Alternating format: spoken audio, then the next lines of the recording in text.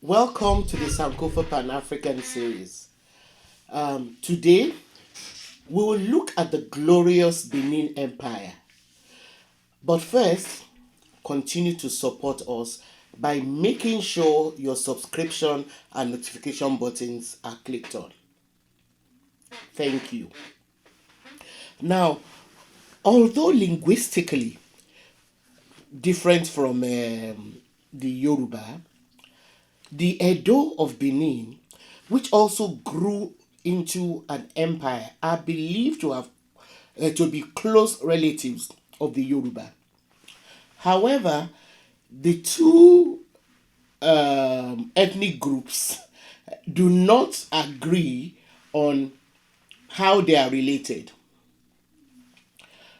For a start, the Yoruba believe that Oronyo, son of Oduduwa, founder of the Yoruba race, was invited to Benin during a period of unrest. If you have watched our episode on Oyo, you will note that this son of Oduduwa, Oromiyo, is believed to have also founded Oyo. Now, it is believed that Oronyo went to Benin after being invited. He then settled there after freeing the people from their rulers who were oppressing them. However, the Edo people's oral tradition, while agreeing that Oronyo played a major role in Benin, they believe that it was from Benin that Oduduwa went and founded Ife. Please watch our episode on Ife and Oyo to get a clearer picture if you've not already done so. Now, the people of Benin call themselves Edo. According to Edo oral historical version, the land of Benin, which was originally called Igomidodo, had rulers who were called Ogiso. However, the people became disenchanted with these rulers and therefore sent for Oronyo, who the Edo people believed was their prince, since they also believed that Oduduwa migrated from Benin to found Ife. I don't want to get caught up in this wrangling, which is similar to that of trying to decide which comes first, the chicken or the egg. Uh, I continue to look to archaeologists and historians who hopefully will help settle this debate through scientific dating of sites and the artifacts, as well as rigorous historical research. Suffice it to say that Oronyo's son, Eweka, is regarded as the first Oba or king of Benin. The name Benin came later. It is believed to have come into use during the reign of Oba Eware the Great, because the kingdom's administrative center was known as Ubinu or Ibinu. It was this word that evolved into Benin, which some sources claim was how the Portuguese pronounced and recorded it. So the pronunciation was gradually adopted by the indigenes. The history of Benin spans a continuous period of hundreds of years, encompassing the first dynasty of Ogisos and that of the Republican rulers. Now, during which 31 kings reigned. According to the historian Egareba, the first started with Igodo and ended with Ogiamwe, and the second Oba dynasty, which started from Eweka the first, ended with the Oba of Oranwe. Edo kings shared authority with a hereditary order of chiefs, of powerful families and town chiefs of different guilds called the Uzama, until around the 13th century when Oba Ewado began to chip away at the power of the chiefs. Royal power became even more consolidated under the famous Oba Eware, who reigned from about 1440. He was a great warrior who expanded the kingdom and was the one who established a hereditary succession to the throne. The Benin Empire extended to Dahomey in the west, the Niger Delta in the east, along the West African coast, and to some Yoruba towns. Women wielded power in the empire, especially the Queen Mother. Eware also rebuilt the capital city and fortified it with walls and moats to protect it. The capital city was Benin, as I indicated earlier, which is currently still the capital of Edo State of Nigeria. The Oba of Benin was the supreme political, judicial, economic, and spiritual leader of his people.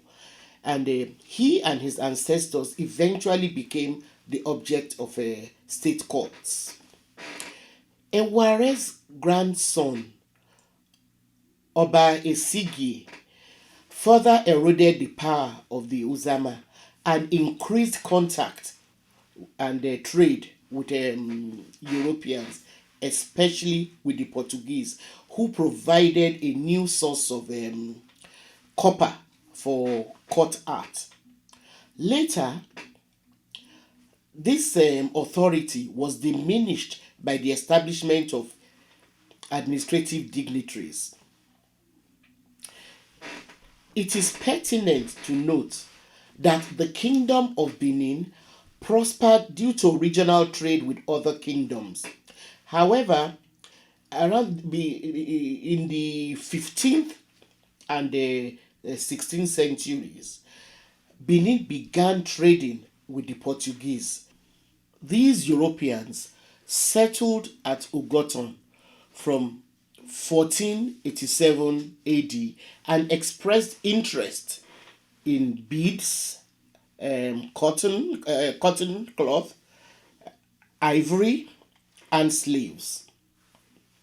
While the king of Benin maintained strict control of this trade by through a royal monopoly, as he prohibited the sale or trade of some items.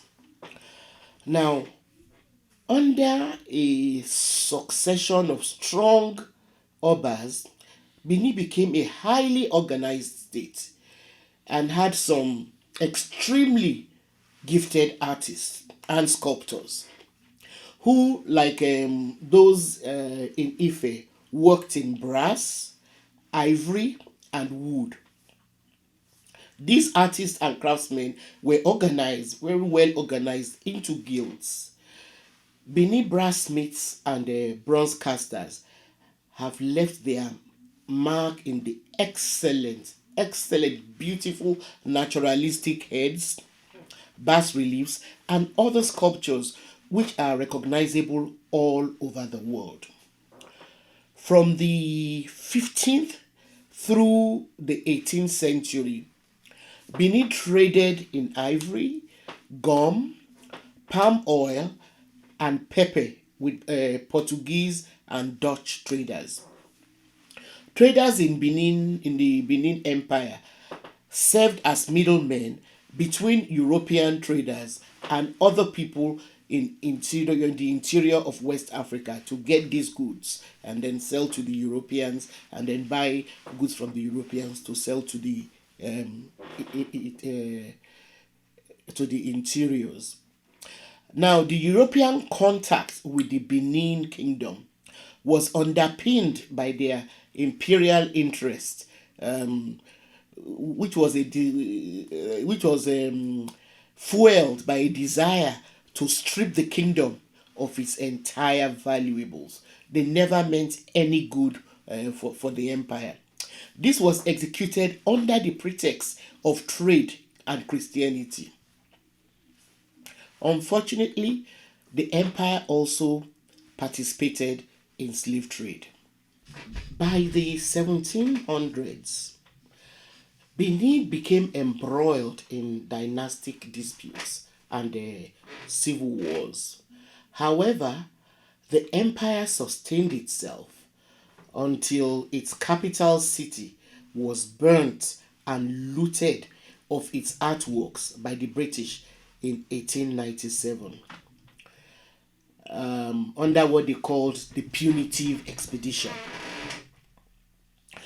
In 1897, the British, who were entrenched in colonial trade and expansion in Africa, were determined to wrest the control of any remaining inland trade in the area, which now constitutes Nigeria. So one of the obstacles in their way was Oba Ovoranwe Nogbaisi, who was the ruler of Benin at the time. According to T.U. Obinya, in November 1896, the acting British consul made a formal request to England for permission to invade Benin City. There is evidence of the primary motive behind this invasion, which was financial, nothing else but financial, and the evidence can be found in a letter written by the British consul to the British Foreign Secretary, which survived. In that letter, he asked for permission to invade Benin and depose the ruler on the 17th of November 1896. Now, the letter survives in the archive dispatches to the Foreign Office from the Consul General, in case anybody wants to, look for it to ascertain its veracity.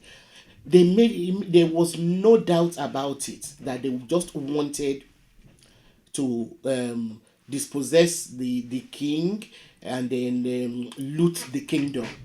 Now, the comes from the Oba's palace alone. The consul expected to find, and I'm continuing to quote from the letter.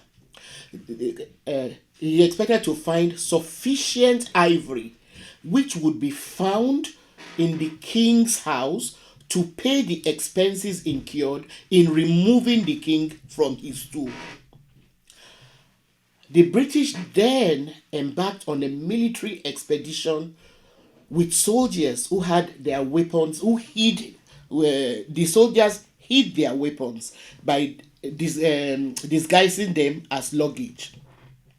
However, some chiefs from another ethnic group, the Ishekiri, who are closely related to the Benin and who always interacted with them through trade, and whose trade had already been cornered by the British, got wind of this ploy to destroy Benin, and then they sent Ovoranwe a heads up. This gave the Benin chiefs, led by the Olobosere, the time to mount a fierce resistance, which destroyed the British party, during which the consul was killed.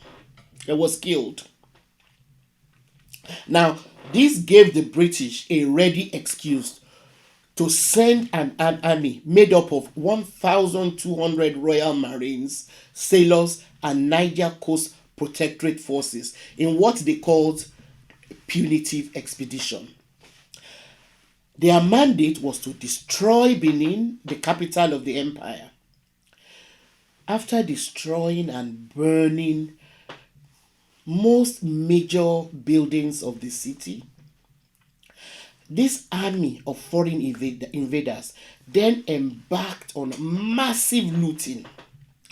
They carted off artworks and destroyed monuments.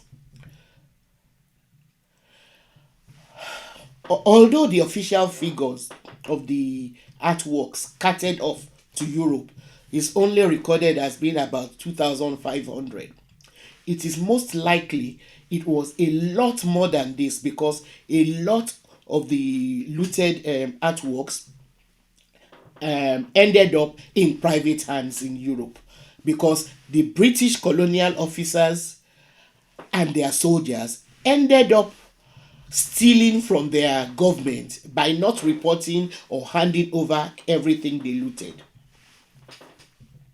Now, after this inglorious event, Oba Ovoranwen Ogbaisi was then exiled to Calabar, where he died. What was left of the kingdom was then incorporated into British Nigeria. The descendants of Benin's ruling dynasty still occupy the throne in Benin City.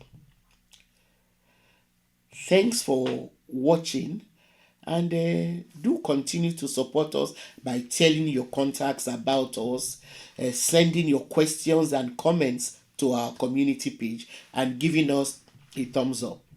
Also, watch out for our next episode, because I'll be talking to Dr. Richard Anderson of Aberdeen University about efforts to return some of the stolen Benin artworks. See you next time.